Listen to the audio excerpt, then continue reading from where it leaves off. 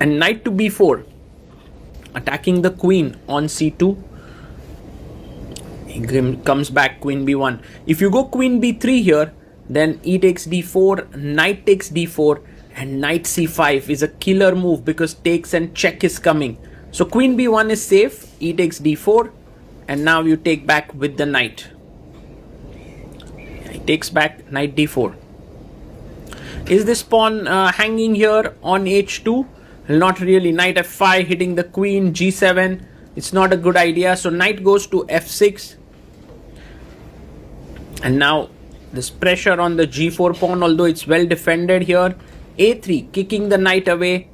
I think you can go back, knight to d5. He comes back, knight to d5.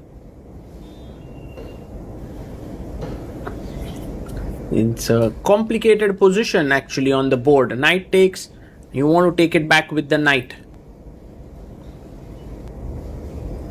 One thing that could be in white's favor is the control of the f5 square. h3 played.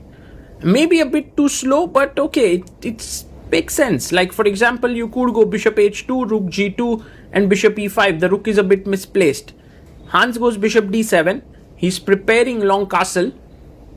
I guess short castle would be a bit dangerous with these pawns here. He goes knight f5, bishop takes, and queen takes f5. White now has the bishop pair, and he goes pawn to g6, attacking the queen here on f5. And now queen goes back to c2. We have long castles in the position.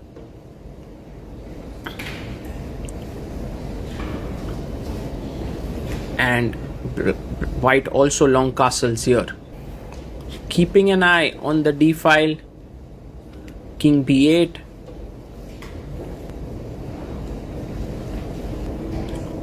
And now bishop to c4. I guess black can go bishop c7 back. Hans is playing this well.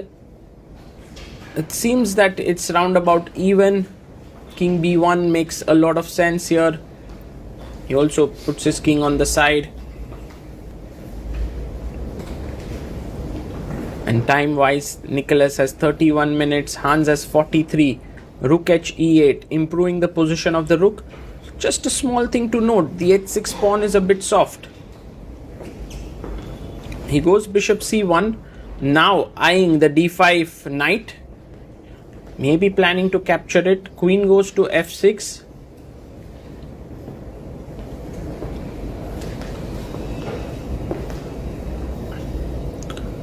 And now rook d3, he's doubling down the d file. Knight to b6, offering a trade off the rooks, also attacking the bishop. He goes first, rook takes d8, rook takes d8, and now bishop to a2. He goes bishop f1. Maybe he wants to reroute the bishop on this beautiful diagonal. I like this idea. Queen d6 and rook h1 important, because if you play bishop g2, then queen h2 is game over. So he goes rook h1, queen d5, attacking the queen. But now suddenly comes e4. I don't know if Hans missed something here, because now this pawn is hanging. What was his plan? Maybe he wants to control the dark squares.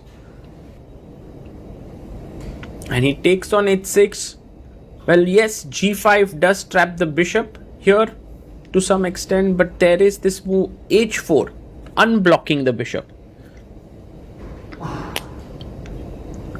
And he plays it. Well, do tactics work here? Like rook d1 takes, queen e4, no, bishop d3, and you just simply defend it. So that doesn't work. So g takes h4, and now rook takes h4. Suddenly white has a huge advantage in the position. I think Hans Niemann, something went wrong for him in a big way. Okay, queen attacks the rook. He goes rook h5. And now bishop f4 played with the hope Oh, he brings it back.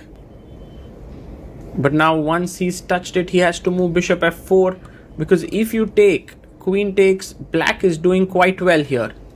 But actually what is missed is this move e5. What a beautiful move. If bishop e5, there's bishop g5 and you lose material. Queen g6 and now simply bishop f4. Hans Niemann may have spotted that, but actually now he gets back his piece on f1, but he drops into a lost endgame after check.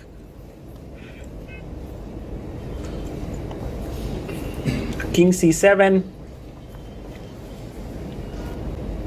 and now queen takes g6, f takes g6.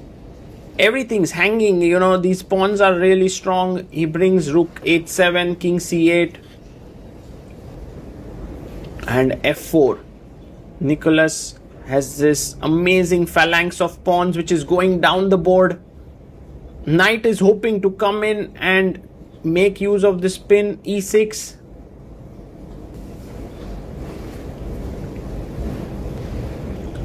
And now king d8. And there's rook to f7.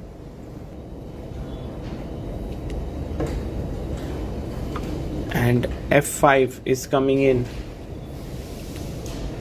Knight e3. Maybe you can do f5 takes and g5. So you have two passers on both sides of the board. f5 takes, g5,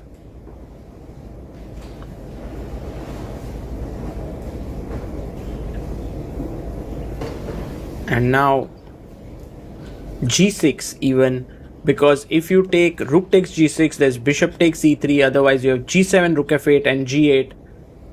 And this is resignable position as Hans Niemann resigns the game.